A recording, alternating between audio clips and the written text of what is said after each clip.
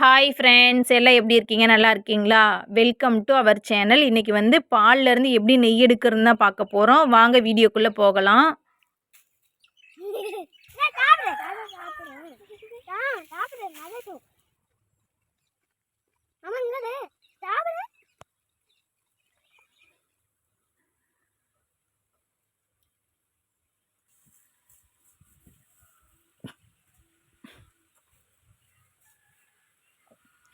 எங்கள் வீட்டில் பால்காரர் தான் பால் பீச்சுவார்.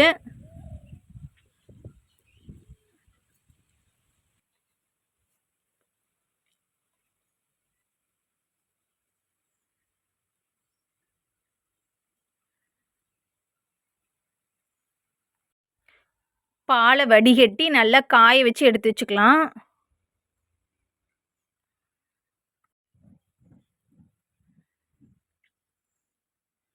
பால் ஆறி லைட்டாக வெதுவெதுப்பாக இருக்கிறப்ப நம்ம குடிக்கிறதுக்கு பால் எடுத்து வச்சுருப்போம் பார்த்தீங்களா, அதுலேயே ஆடை படிஞ்சிருக்கும். அந்த ஆடையை இதுலேயே எடுத்து போட்டு பெற ஊற்றிக்கோங்க. கொஞ்சோண்டு தயிர் மட்டும் ஊற்றி கலக்கி விட்டுக்கோங்க. நிறைய தயிர் ஊற்றுனீங்க அப்படின்னா புளிச்சு போயிடும்.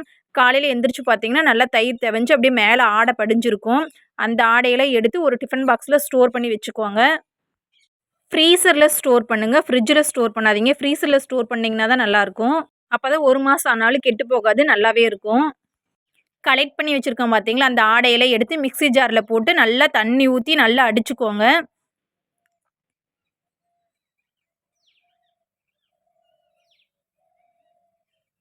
இது வந்து மார்னிங் டைமில் செய்யுங்க, அப்போ தான் நல்லாயிருக்கும்.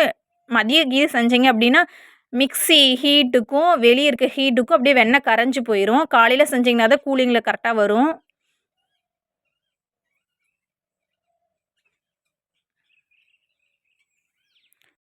சப்போஸ் வெண்ணெய் வரல அப்படின்னு நொறையாவே தான் இருக்குது அப்படின்னா கொஞ்சம் நேரம் எடுத்து ஃப்ரிட்ஜில் வச்சுருங்க. அதுக்கப்புறம் அடித்து பாருங்கள், அப்படியே வெண்ணெய் வந்திருக்கும்.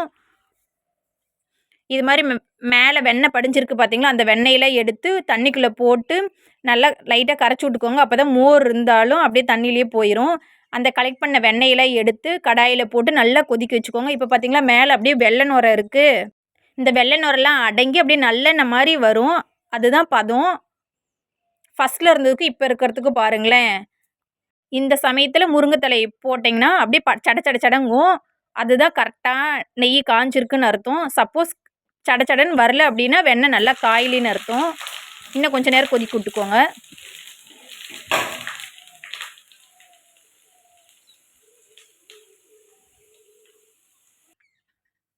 ஒரு சம்படத்தில் ஸ்டோர் பண்ணி வச்சுக்கோங்க.